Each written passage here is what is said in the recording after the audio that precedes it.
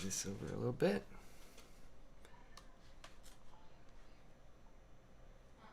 Alright, so all my settings is good. Let's check out all these settings.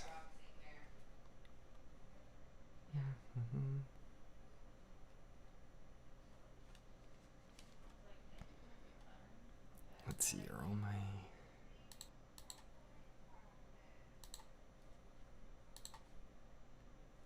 window capture is correct?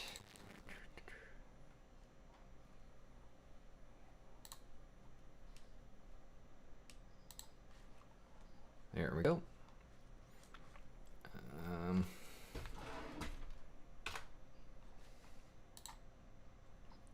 Alright, how do I move this to the top?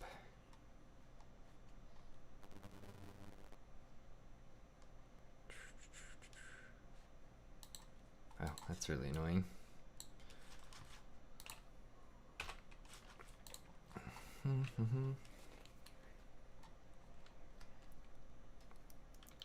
Alright, any viewer, cool. Alright, I'm just trying to get this all set up because it's a little wacky on me. I don't know why my screen share... Oh wait, do I just have to move it up there? There we go. Now I can see me.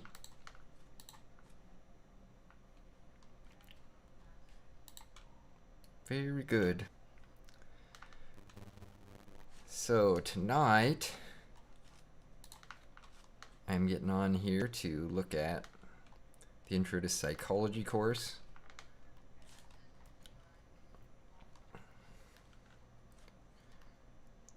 See, it's basically 10 at this point, so I can probably start it out.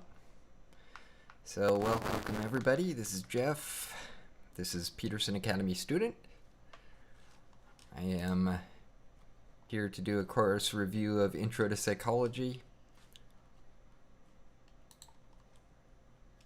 So, do I have everything up that I need up?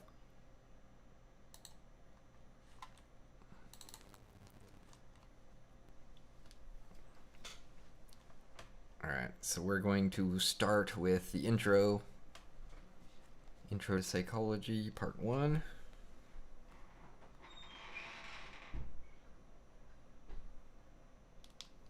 Creaky.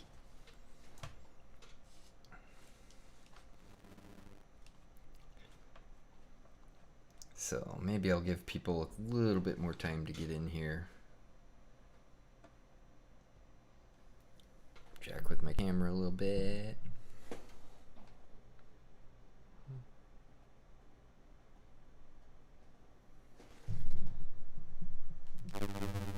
All right.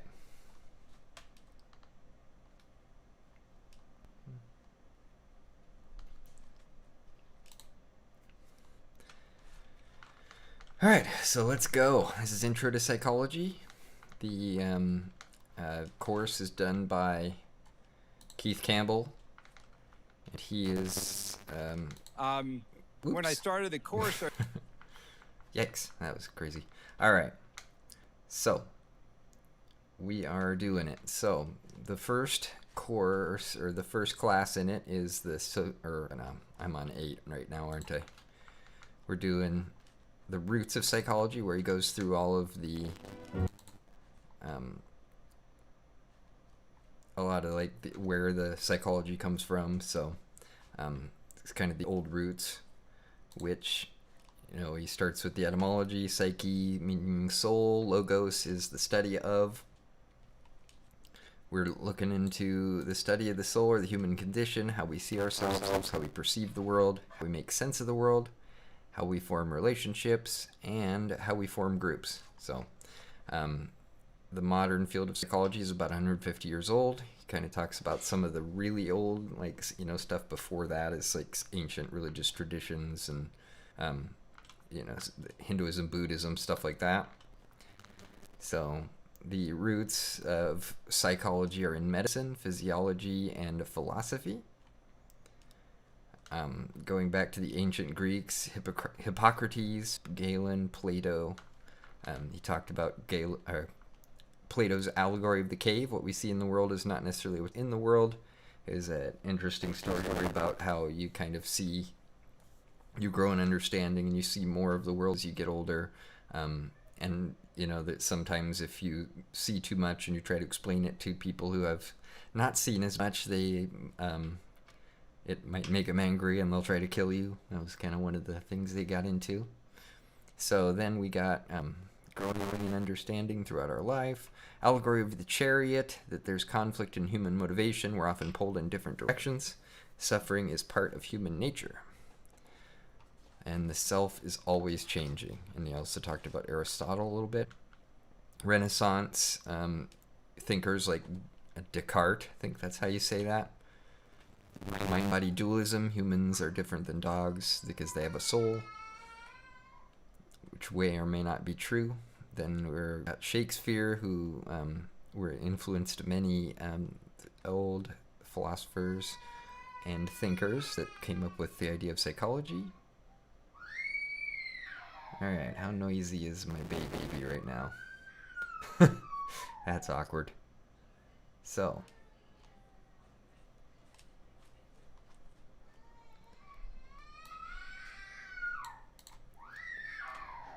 Alright, my baby is flipping out right now, so that's lovely. Growing pains. That's the best part about doing live streams from my living room in my tiny 2-bedroom house. So. Yeah. She's going through a sleep regression, so we gotta let her cry it out. So that's just, we're gonna have to live with the crying baby. Sorry about that. If you guys can even hear it, I have no idea. So now we're getting into the 4 key figures of the 18th century. Wilhelm Wundt, or I think that's how you say it, German physiologist who studied the structure of the mind, memory decay, the idea of the just noticeable difference in psychology functionalism. William James.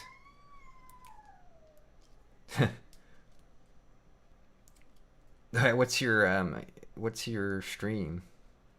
Or what's your channel?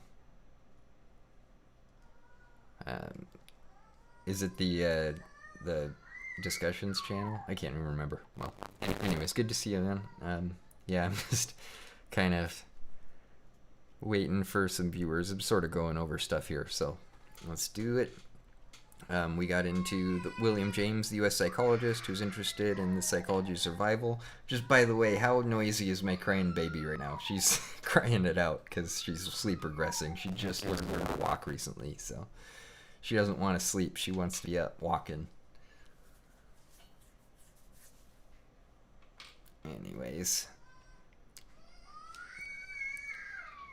William James, the explorer, experimented with psychedelics, wrote the varieties of religious experience. Dang it, that stinks. I don't know. It's like she was doing pretty good. Like we get her down and then she's, yeah. I got no choice because I have a very small house. So, that's why I have to stream late because it's about the only time I get any peace and quiet. So we got Sigmund Freud, of course, who is a neuroanatomist, studied neurons, created the model of psychoanalysis. He was influenced by Schopenhauer with The Will to Live and Nietzsche with The Will to Power. Ivan Pavlov, Ivan Pavlov, I don't know, could be Ivan, Russian physiologist who developed classical conditioning, used association to modify behavior, talks about marketing a lot. Key figures in the 20th century, B.F. Skinner and John Watson, interested in operant conditioning, used strategic rewards and punishments to shape behavior. Skinner box, reinforcement schedules, which is something that they use in gambling. They talked about this kid, little Albert. Josh Watson trained to be afraid of rabbits by associating them with the negative stimulus. L.L. Thurstone measured people's attitudes on this what they called the Thurston scale.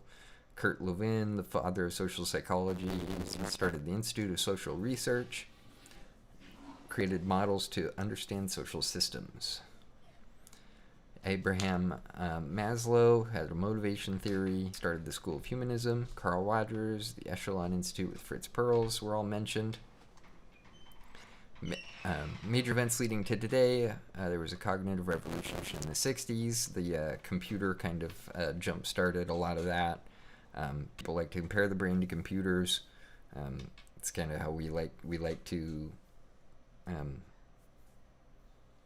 turn people into objects and objects into people, which is kind of funny.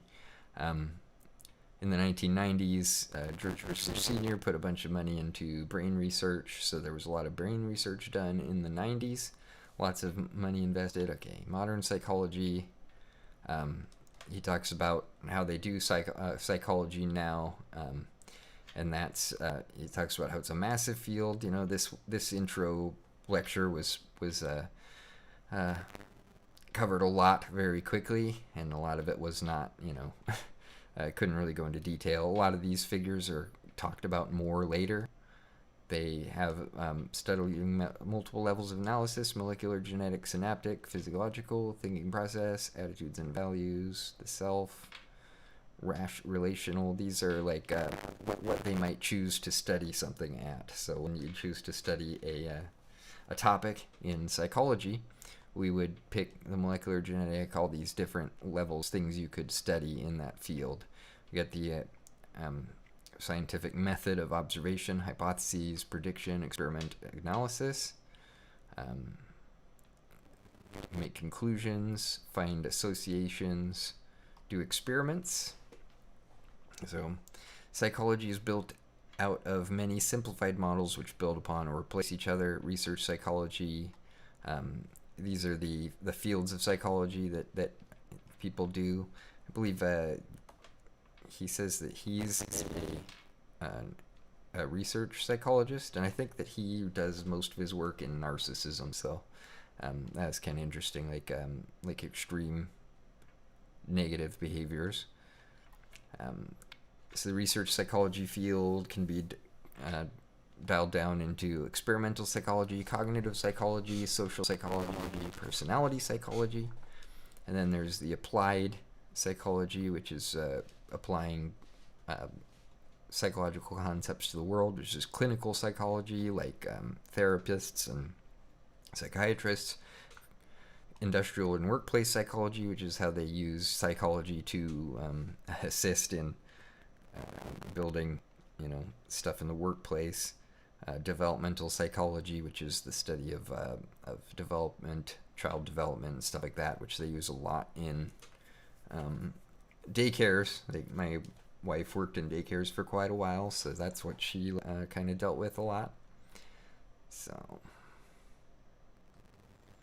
then we have the inside psychology and outside psychology, which is inside has to do with behavior, outside is interested in growth.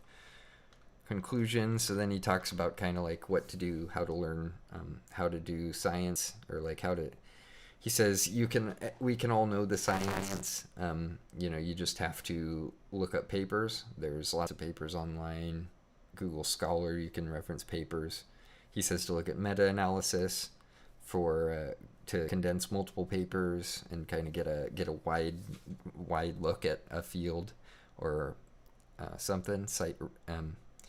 He also says to look at original research and don't listen to other people talk about other people's research, I guess, which is, he's doing it too, so that was kind of interesting. So that's the roots one. So where did this thing go? Oh. So we're going to go back into the main course. So the second one was mental models and sense making. Just pause that. Alright. So I should still have a... where did I put that thing? There it is. Yep. Sorry, everybody. My baby again.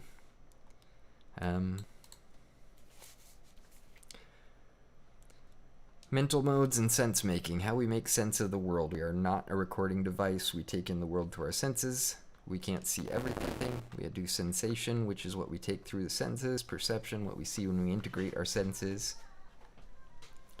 And we got these concepts of pareidolia, which is to place meaning on ambiguous objects, which is what we're doing when we see, the cloud that looks like a horse or whatever, stuff like that. Then we have apophenia, detecting patterns in nonsensical data. Visual illusions are playing on those effects, where we can, where our brain might perceive something we see as different than what it is, and then that's what what we see. So we got attention, which is how our brains select which stimuli to focus on. So like, there's so much going on in the world, we can only pay attention to so much. And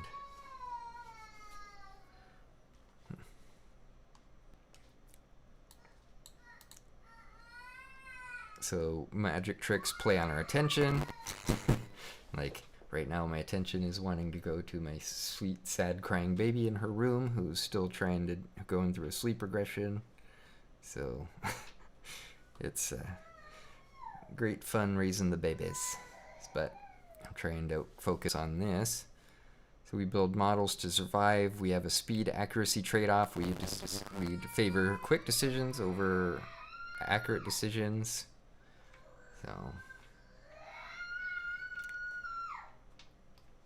So is this like bad enough that I should probably like redo this for a later time or something? I'm not really sure what's going on. Can you guys ignore the crying baby, or I don't know. I'm trying to figure out what to do here.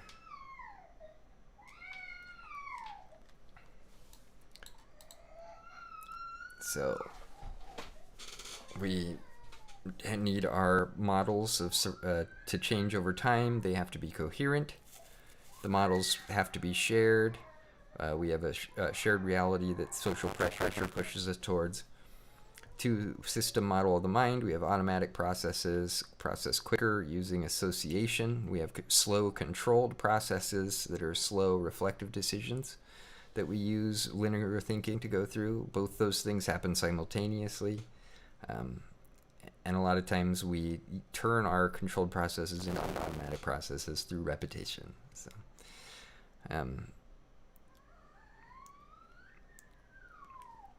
make quick decisions that feel rational but are not. We have these things. Yeah, I know, but it doesn't make streaming very fun. That's for sure. She's pretty good last week. Yeah, she's 2 and just started walking last week. So over time we turn, okay. I said that already. We have the salience effect, where we have cognitive bias towards things that stand out. We stereotype. We have prospect theory. We value our losses higher than rewards. We have Roy Baumeister, who said that bad is stronger than good, and he gave the lecture guy, what is his name? I can't even remember anything. So we have Roy Baumeister. They said to do many small goods to counteract the bad, because we tend to undervalue large goods. You chase after something good, you get it, and it just doesn't feel good anymore. But we can really conceptualize, and like, oh man, I was seeing something in a different stream once. I think it was Modern Wisdom, where basically they were saying that that we actually can feel pain in the future, like in our minds we can feel pain in the future, but we can't like feel the good feeling of an accomplishment until we actually accomplish it. So that's why we are more fearful of bad things that happen in the future than good things. So I thought that was kind of an interesting aside. We have we talked about scripts and schemas. The script is a model of sequential action. So he says that it's like when you go into a restaurant, you expect to be seated by the person, and they ask you what you order. And then he says that, when things don't don't that happen don't match the scripts in our brains, it can be pretty confusing. So then we have schemas, which is our models of the world based on a structure that helps us interpret events. And use the idea of a schema of Scotland, so that when you hear the bags are empty, or when the bags are ripped, or whatever, you can think of bagpipes. But if you didn't have the schema prepped, you might not know that. And we can activate our schemas and scripts consciously and unconsciously. And usually we probably do it unconsciously. And we have different scripts and schemas to activate based on our motive. And use the idea of buying a house. So like when you're buying a house, you will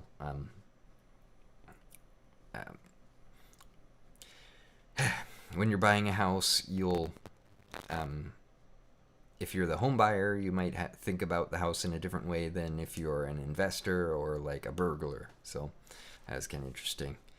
And honestly, I think the most interesting part that he talked about was at the end with cognitive dissonance, which is the conflict between two sets of beliefs or a set of beliefs and behavior. And then he talks about Leon Festinger and when prophecy fails. It was a thing where there's a doomsday cult that prophesied doomsday, the doomsday on a specific time. The doomsday didn't happen, and then they, in order to resolve the dissonance of the doomsday not coming, they made up a new cognition about them praying away the apocalypse or whatever. That was how they managed the dissonance. And in reality, what we can do is we can change our beliefs, we can change the importance of our cognition in the beliefs, or we can add an additional layer of cognition to even it out or make it make sense. Because we actually don't, we hate cognitive dissonance, and we have to resolve it somehow. And if one way is wrong, it doesn't work, then we have to do it another way. So I think what was that? He brought up a really cool anecdote on that I'm trying to think of. But it was the idea that people who feel like people who experienced an earthquake that wasn't as bad as their fears were, they had to upgrade the how bad the earthquake was in their mind in order to even that out. So that was kind of interesting. And then we construct our social reality, where we construct our reality socially. We want social consistency in our beliefs, and if you disagree with most people, you can find an ally to make it easier to cope with those beliefs. So that about covers the sense-making portion. So we're going to move on to... So I made detailed notes on 1 and 2. I've listened to every one of these lectures twice, but I haven't really gotten all my notes completely done for most of them, so I'll just kind of see what I can recall based on my cliff notes here that I just made. Oh, I guess I did get some good ones on psychology throughout life, the third one. So we can go through that. I think that it's kind of weird because it talks about Freud all the time, and nobody really cares about Freud anymore. Like we like his contribution to the field, and the fact that he started a lot of it, but I think a lot of people pretty much consider his stuff to be outdated. But what I liked about this lecture is that he mentioned about a bunch of different people. So he has Sigmund Freud, he's got Erik Erikson also. Psychosocial development, Erikson. Mentioned him last when he introduced him, but he does it first in everyone. So there's that. Sigmund Freud, with his theory of psychosexual development based around the libido moving through different sexual organs or whatever throughout your life, which when it gets caught, it's cathexis, it's stuck or fixated, and it can get stuck in that oral stage, the anal stage, or the phallic stage. We have John Bowlby, who developed attachment theory, which I know is that's used a lot in relationship coaching and stuff like that. So And then we have the John Piaget's model of child development. I remember looking through Piaget. I saw a lot of Piaget when my wife was doing her training for. She's having a hard time over there. Lawrence Kohlberg, he has a model of moral development, and Erik Erikson's model of psychosocial development. And I actually think that, like, aside from the Freud stuff, I actually think that, like, all of these are really good models. And I like how when he presents all of these, he goes through, he says the timing first, then he talks about each individual idea that each one of these model makers attached to it. So birth date in months is Erikson's trust versus mistrust. Oral fixation is what happens with Freud there, and the idea is that you're suckling with breastfeeding and stuff like that. Man. Bowlby's development of attachment. He's a secure and insecure base, and he based Bowlby based a lot of this off of children like wartime that lost their parents. So like children with no parents or with bad parents can develop an insecure attachment style. They can also develop secure and insecure. They can develop dismissive or avoidant. Piaget's sensory motor phase, where children are learning how to manipulate things. They're learning to move their fingers, do all that stuff. We got Kohlberg's pre-conventional morality phase, where you don't really have morals. You're just learning that sometimes when you do things, good things happen. Sometimes when you do things, bad things happen. Reward and punishment.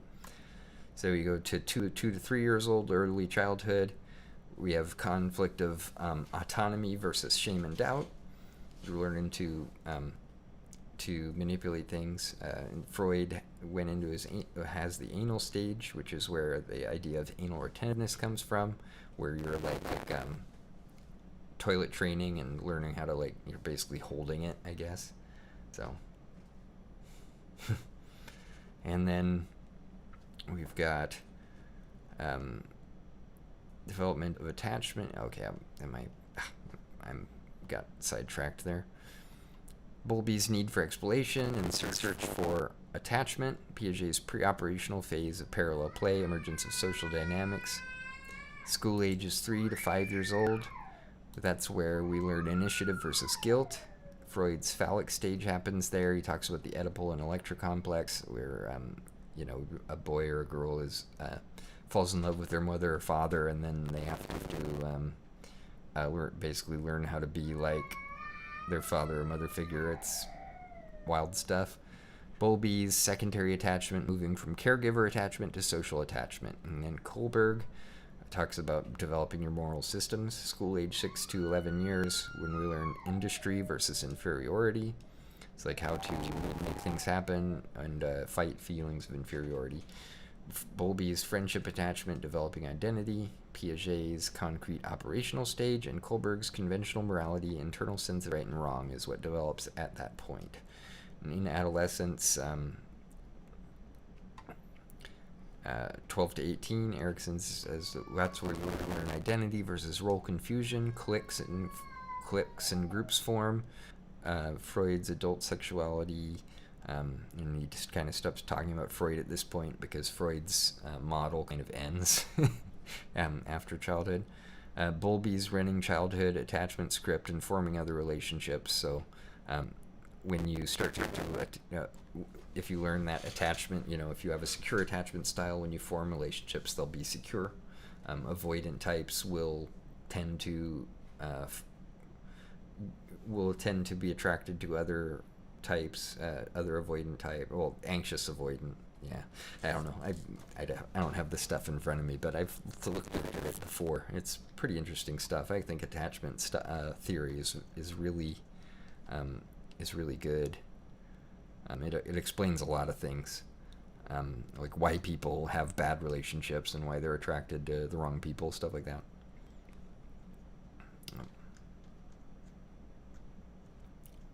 Ah, cool. Good to hear from you from Zambia. That's awesome.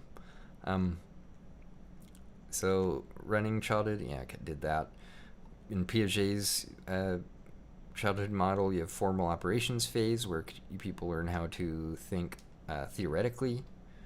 And then in Kohlberg, you would develop post-conventional morality, where you kind of learn how to manipulate reality, and you discover the social contract and how to be social in the world. And we have emerging adulthood, 18 to 28. There's a new stage based on slower growth in modern era. So this is kind of something that he talked about. He didn't talk about where it came from, like who came up with the idea. I don't know if it was him or what. But, it is kind of something that we tend to see now. People are growing up slower. I know that, my 18 to 28 was pretty slow because I was just kind of screwing around and stuff. So, see, we got people, waiting to date and have kids later in life now. Adulthood is sometimes considered optional. He talked about Peter Pan syndrome, which is, the perpetual childhood.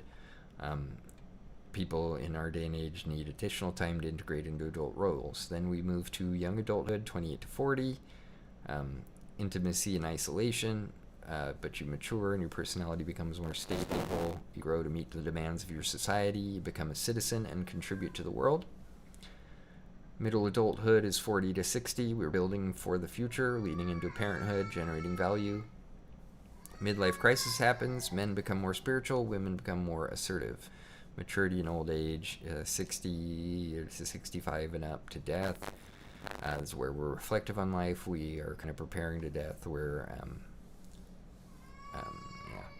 And then he ends that one off with kind of remembering to have grace for people that are in lower developmental stages. Like, be nice to the 18-year-olds. They're young and dumb. So, fun. So that's the psychology throughout life. So then we move on to, these are the ones that I have significantly less notes on. I don't even think I got any notes done for mental health or social navigation, so I might not even touch those too much. But let's move on to motivation and Maslow. This is something that was actually really cool because my motive, so our motives is a psychological push or pull to take us to things we want, take us away from things we don't want. We have our needs, which are things that we have to have. We have goals, which are the endpoint of a need or motivational system. It's something we strive towards. And then we talked about Abraham Maslow's hierarchy of needs, which is, just for fun, I pulled up a little infographic here where we start with the bottom needs, and basically it's a hierarchy because you need to fulfill the lower level needs before you can move on to the next ones. And then when so like physiological needs is what you need, like air, food, water. If you die if you don't have these things. Reproduction. Safety needs are personal security, employment, resources, health, property. Most people in our society at least have 1, 2, 2 full. And then the third one, love and belonging, friendship, intimacy, family, sense of connection.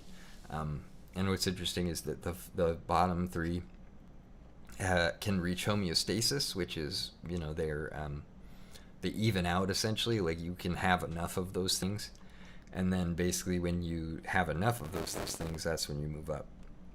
So when you get to esteem and self-actualization, really will have respect, self-esteem, status recognition, strength, freedom. Those are things that are actually no longer homeostatic. So you can't always get enough of those. So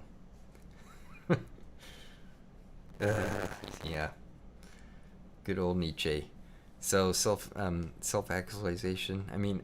The thing is that the only reason that we're allowed, you said just read Nietzsche and skip straight to self-actualization stage. Now the thing is that we can jump straight to self-actualization because we have all these other things.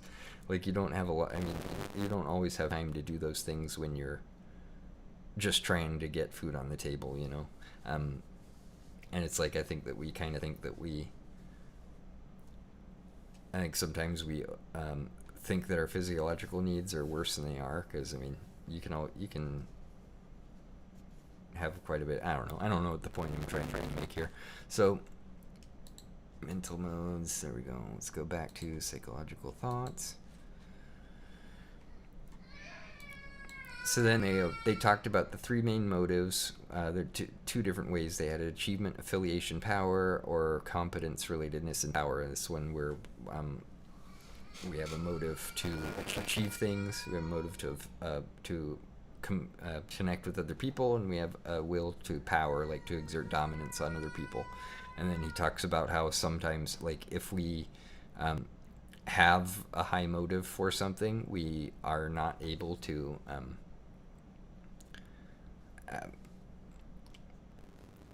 like, people can get like physically sick, if like, essentially, or people can get depressed and things like that. Like, I know, like for me, I actually kind of have. Yeah, that's true, but yeah, I don't know.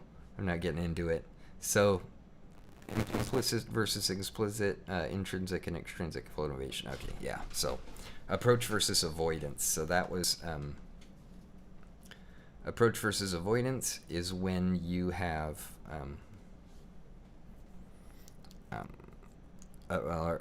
approach. The approach mentality is when you're going for something you need, or something you want or need, like a rat, going through the maze for cheese. Like they're going for the reward. And then the avoidance motivation is when you have a need to escape from something. So that's like your fight or flight or whatever. So when there's danger. Intrinsic and extrinsic motivation. This one was the one that I found the most interesting, because it's basically when you have extrinsic motivation, not when you have it. Intrinsic motivation is what you have inside yourself when you want to accomplish things or want to do things. It's your own motivation, self-guided motivation. And then you have extrinsic motivation, which is when the motivation to do something is placed on you from outside. And that one is, it's intrinsic. You can move from extrinsic to intrinsic, and he talks about a really interesting study where they basically made people, gave people extrinsic motivation to do something that they previously liked, and then it becomes intrinsic. That's like when you do something for fun and then it becomes a job and then you don't like it anymore, then it's extrinsic.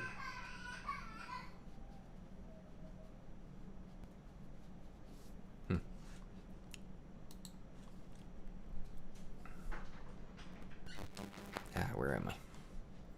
All right.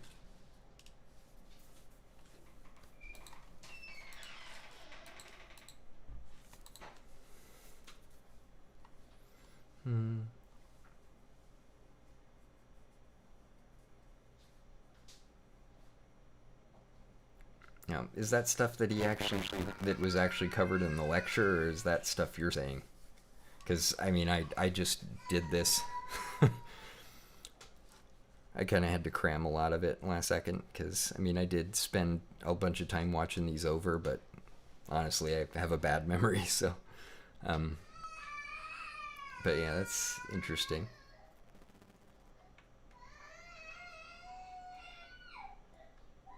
Gotcha. Okay. So, we're still in... I lost my notes. Okay. Then we have the implicit and explicit motivation, which is conscious and unconscious. So, there's more there, but that's the stuff that I found interesting. So, moving on to the self. Man, this is driving me nuts here.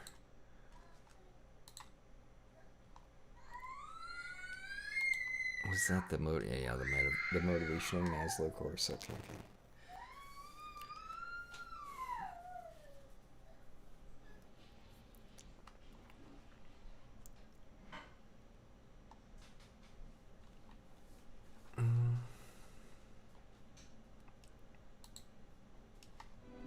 Yeah, so we're looking at the self now. So, intro to psychology, the self.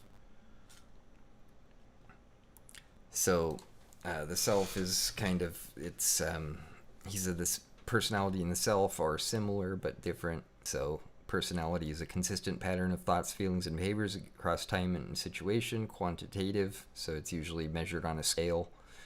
Self is separate. It's one's own, our narrative or story about ourselves.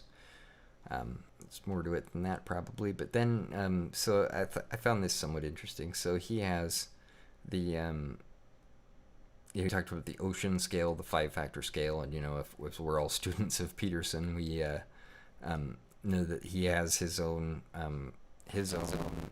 understandmyself.com or whatever. People on the site were moving it around and looking at it, So we have our 5 traits extroversion. So his I know in the understand myself there's only 2 subcategories for each one, and he gave 3, and I keep saying he. Why do I keep forgetting what his name is? His name is Dr. K. Oh yeah, K. Keith Campbell. My brain. So yeah, Campbell gave 3 different subcategories for each one. So extroversion, assertiveness, energy level, sociability. We have a trait agreeableness, which is compassion, respectfulness, and trust.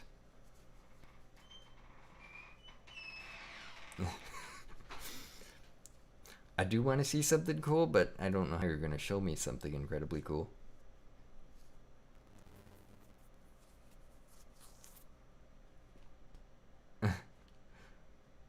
Oh, I get errors when I do that. I think it's just too long.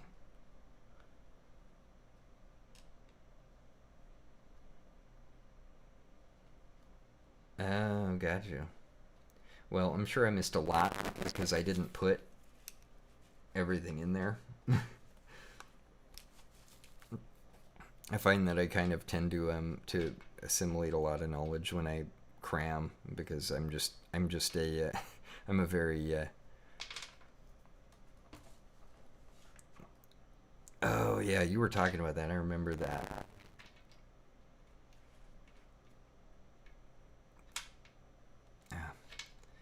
It's like, what were you using for ChatGPT, ZM? Because I didn't.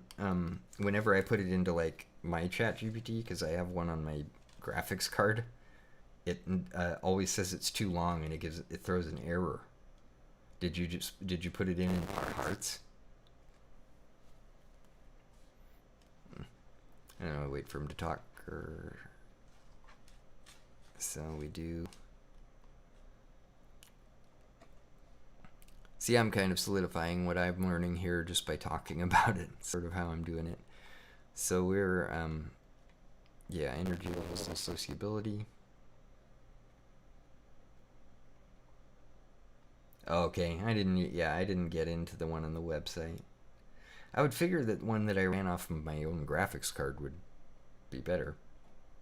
So, anyways, the agreeableness, compassion, respectfulness, and trust. We have trait neuroticism, which is anxiety, depression, volatility, openness, aesthetic sensitivity, creative imagination, curiosity, conscientiousness, organization, productivity, sense of responsibility. So it's like those 5 things will give you, like kind of, and it doesn't tend to change over time. A lot of it is, he says it's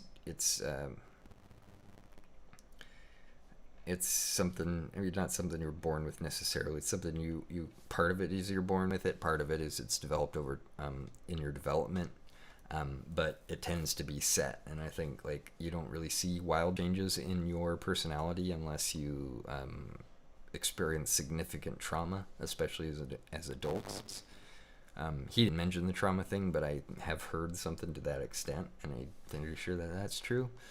So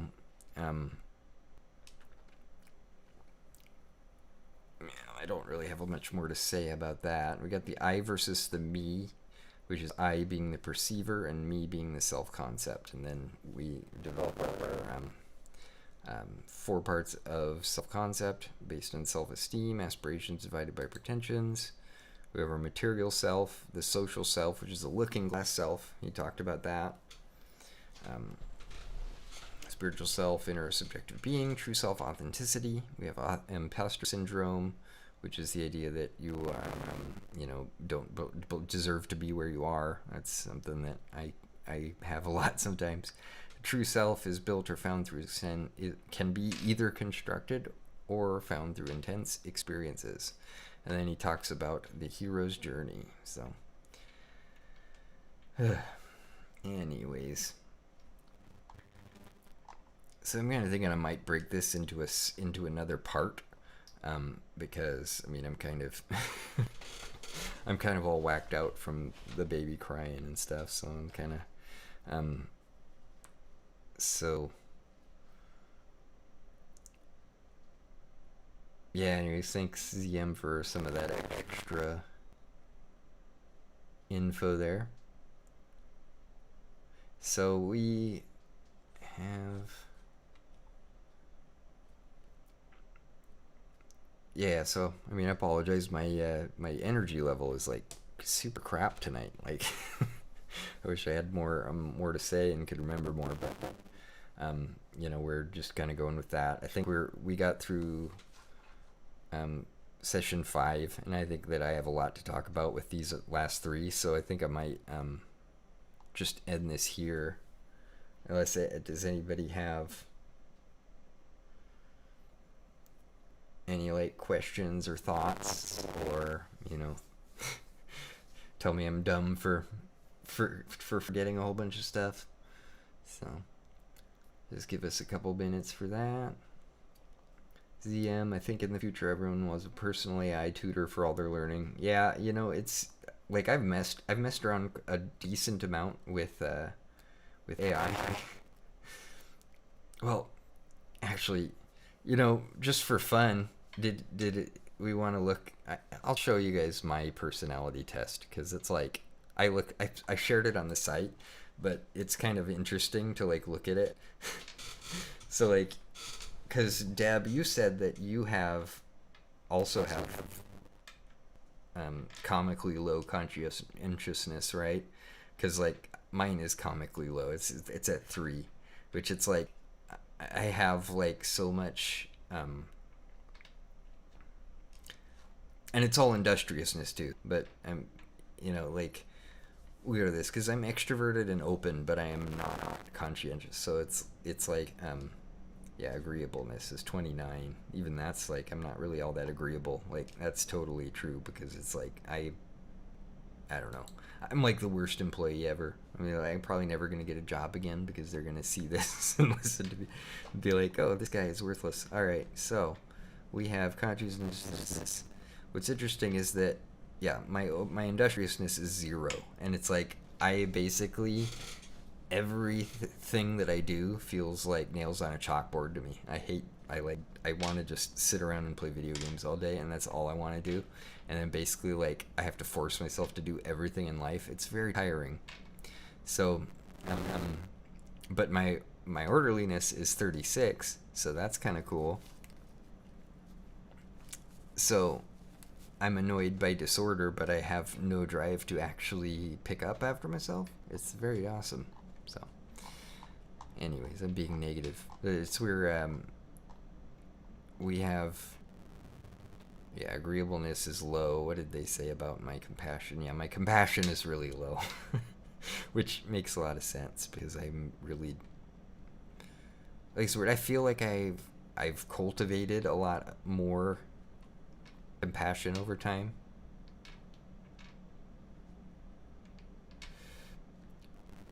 Yeah, that's actually perfectly right, ZM. Yeah. I always want to do... Yeah, so basically what happens is...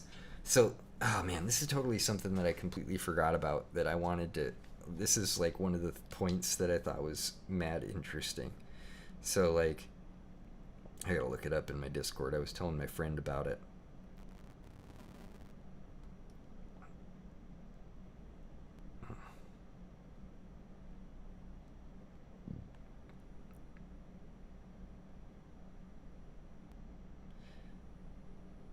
So they said... come on.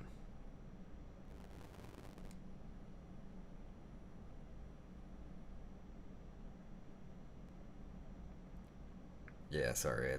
I thought this would be easy to find, but it's not.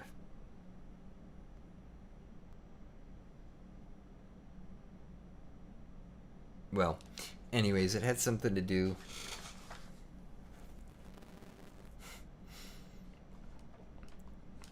Yeah, what was my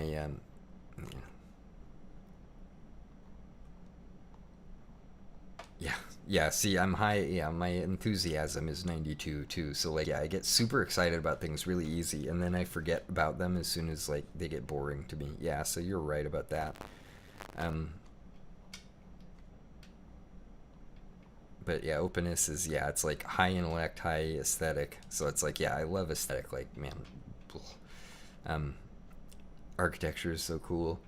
Um, but no, like, I mean, it's like when I do something awesome, it's like really awesome, right? But I really don't often want to do it. Like um, one time I learned how to sew in a weekend, and then I made a costume, like a Renaissance costume, like from scratch with no pattern, and it turned out really good, and it like looks awesome. But and then I've never sewed anything again. So it's like, that's kind of the thing. Like, yeah, I have to have like extreme interest in doing something before I do it, and then I lose interest really easily. Or it's like I'm actually kind of impressed that I've been able to keep up with this YouTube channel for 3 weeks. Actually, it's 4 weeks now, huh? Like yeah, what? It's crazy. Um, but I think some of that too is because I actually like when I was looking at the will to power, um, he was talking about will to power. Basically, it's like I actually think that I have kind of a will for power. Like I want influence over people, but I'm actually like not great at gaining influence. So it's like it's actually gives me a lot of energy to know that people are listening to these videos, and then like the imposter syndrome comes in because it's like everything I'm learning in this course is like applying to me, right? So then the imposter syndrome comes in because I don't know why anybody's listening to me. I think I'm really dumb and I don't have anything good to say about any of this stuff. Um, so that's kind of the thing. Yeah, these personality tests are interesting, and it's like I've always like wished I could change my conscientiousness. You know, like I wish I could like just force myself to be industrious, but I just can't. So like I can in a way that like if you do lots of scheduling and stuff, which I hate, or having people tell me to do things. Yeah, like pressure. Yeah, pressure makes me do stuff, but like um,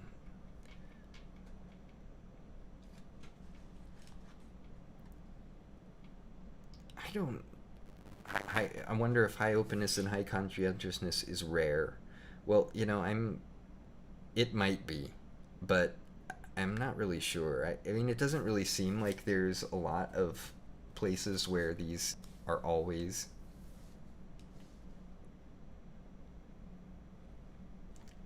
Wait, you hand sewed all the tools needed for sewing and then never continued sewing.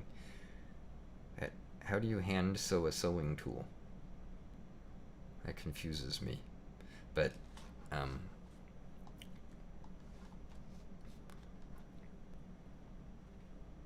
yeah, I don't know. It just amuses me that I have this orderliness thing, right?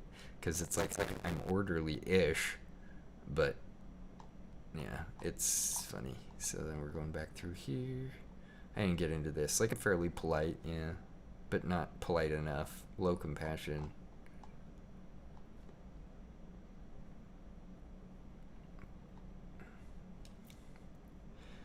But yeah, like, I mean, I don't really feel like I'm extroverted either, and like I'm above average. But like, I actually have a really hard time talking to people. But I think that some of that is like a trauma response because like, I don't know. I just remember like getting punished quite a lot for being interested in things when I was a kid, and so like it just kind of carried into my adulthood. So yeah, we hate the scheduling in calendars, but we have to do it, right? Um, yeah, it's just like I don't know. I mean, I don't schedule as much as I should. Yeah, that's true. That's true, man. Because yeah, extroversion is more than just so social. Well, what are the what are the two halves of it? Where is this thing? Sorry, I'm just probably driving a birdie nuts with my relentless scrolling. Conscientious, orderly, extroversion. Yeah. So extroversion, yeah, that's why. Because my enthusiasm is off the charts, but my assertiveness is low. Yeah, you're right. I didn't think that through before I said it. Yeah, I'm not assertive. Like I can be really assertive, but I always like find that like when I get assertive, I get punished for it. Like the other day, like I was like, I don't know, I kind of just freaked out on somebody because I was like rarely assertive, but I'm terrible at it. So I just said something really mean that made him upset. Oh, okay, that makes more sense.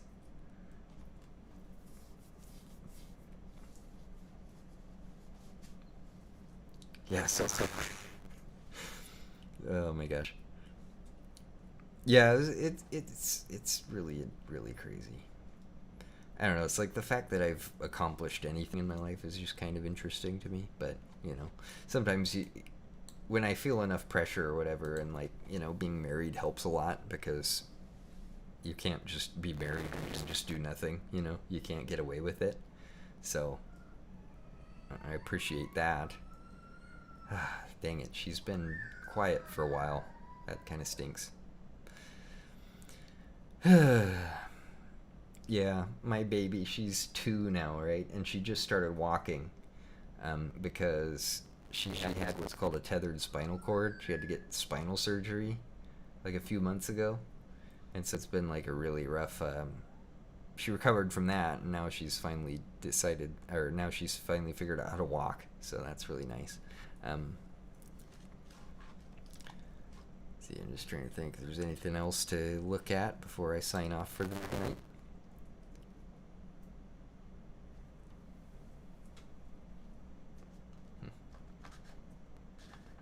I'm like mildly disappointed because I had more. Like I think I had like 17 or 16 or 17 people on my last stream. But I mean, this is hard at 10 o'clock. It's the only time I can really stream. But I mean, I don't know where all you people are from. But like you can see I have a Nebraska license plate hanging on the wall there. I'm from Nebraska, right in the smack dab middle of the United States. So, but yeah, it's almost 11 p.m. here. So.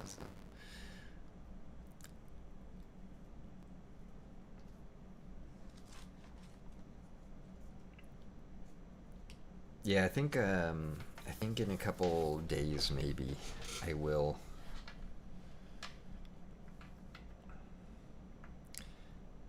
try to finish this. Maybe suss out my notes a little bit better so I have more to talk about. So, yeah, because I mean, the love stuff is really interesting to me. So like the way that like I just listened to the lectures today. Those last 3 lectures I listened to while I was working, but it was really hard because I was working.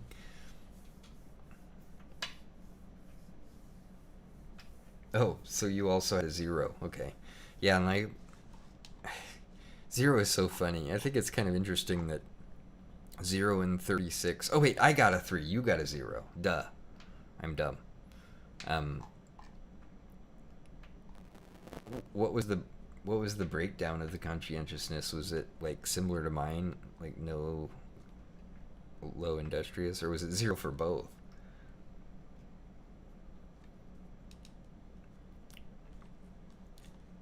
Oh dang, Alaska, that's awesome. Oh, so it's earlier for you, like what, 2 hours earlier, or is it 3? Yeah,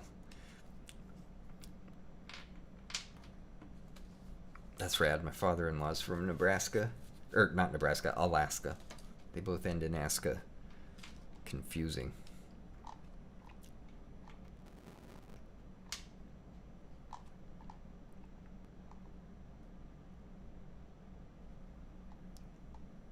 So, yeah, we've been here for like an hour. So I think I'll sign off for tonight.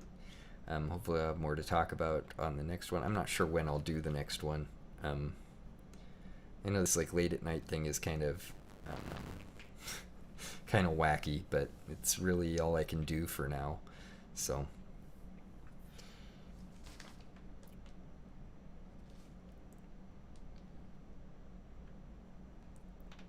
yeah. Yeah, honestly, tonight I was kind of like, what was kind of getting me is that when I first logged on, nobody was watching, and it's like, I don't know why, but it's like, it just makes me want to, it makes me more assertive with my talking if I know somebody's watching. There's like, I was like 0 to 1 viewer for a little bit, but then I got over, yeah, it was cool. So there's that.